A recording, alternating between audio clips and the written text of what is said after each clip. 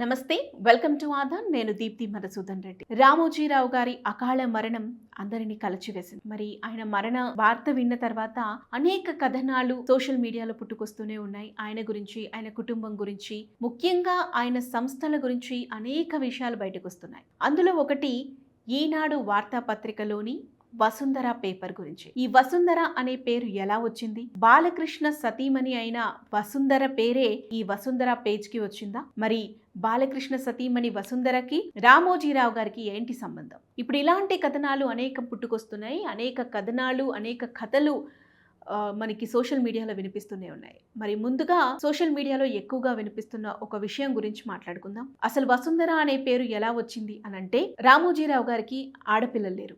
ఇద్దరు కూడా మగపిల్లలే. ఒకరు మనందరికీ తెలిసిన వ్యక్తి సుమన్ గారు, మరొకరు కిరణ్ ప్రభాకర్ గారు. మరి సుమన్ గారు మరణించిన సంగతి కూడా మనకు తెలిసిందే. సో వీళ్ళకైతే ఆడపిల్లలు లేరు. మరి వాళ్ళ సతీమణుల పేర్లు కూడా వసుంధర అయితే కాదు. మరి వసుంధర అనే పేరు ఎలా సెలెక్ట్ చేశారు అనంటే, దీనికి ముందు ఒక విషయం గురించి మాట్లాడుతున్నారు, ఒక సందర్భం గురించి మాట్లాడుతున్నారు. అదేంటి అనంటే, Shri Ramadasu motor and transport అధినేత దేవరపల్లి సూర్యారావు గారి అమ్మాయే వసుంధరాదేవి. మరి దేవరపల్లి సూర్యారావుకి అలాగే రామోజీరావుకి మంచి అనుబంధం ఉండేది. వాళ్ళిద్దరూ మంచి స్నేహితులు కూడా. మరి ఈ కారణంగా తనకు ఆడపిల్లలు లేని కారణంగా సూర్యారావు గారితో మాట్లాడి వసుంధరాదేవిని కొన్ని రోజులు తన ఇంటికి తీసుకొచ్చుకున్నారట.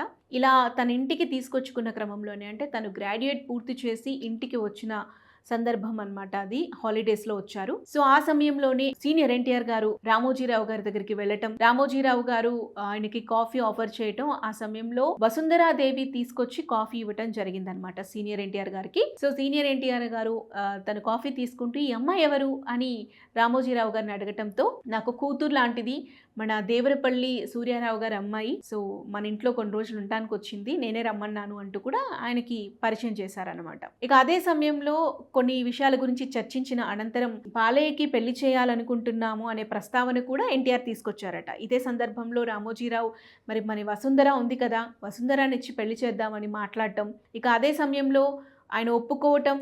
అయితే బాలకృష్ణ పెళ్లిలో మాత్రం ఎన్టీఆర్ లేరు. దీనికి కారణం, ఎన్టీఆర్ అదే సమయంలో పార్టీని పెట్టాలి అనుకోవటం. మరి పార్టీ ప్రచారాల్లో భాగంగా ఎన్టీఆర్, హరికృష్ణ ఇద్దరు కూడా బిజీగా ఉండటం వల్ల కేవలం బసవతారకం గారు దగ్గరుండి ఈ పెళ్లిని చేయటం జరిగిందనమాట. ఇదే సమయంలో అటు వసుంధరాదేవి తల్లిదండ్రులతో పాటు రామోజీరావు దంపతులు కూడా ఈ పెళ్లి పెద్దలుగా ఉండి ఈ పెళ్లిని చేశారనమాట.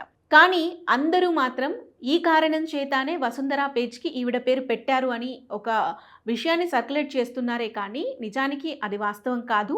వసుంధర అనే పేరుతో పాటు మరో 4 పేర్లు కూడా రామోజీరావు గారు సూచించి, తన వద్ద పనిచేస్తున్నటువంటి ఎంప్లాయీస్ అందరి సజెషన్స్ తీసుకొని అందరూ కలిసి ఒక పేరుకి ఓటు వేయటంతో, అంటే వసుంధర అనే పేరు బాగుంది అని చెప్పి ఎక్కువ మంది చెప్పటంతో వసుంధర అని పేరు పెట్టడం జరిగిందే తప్ప, మరి బాలయ్య గారి వైఫ్ వసుంధరాదేవితో ఉన్నటువంటి సత్సంబంధాలు, అలాగే తన స్నేహితుడి కూతురిగా భావించి తన కూతురిగా అనుకొని ఈ పేరు పెట్టారా అంటే కాదు.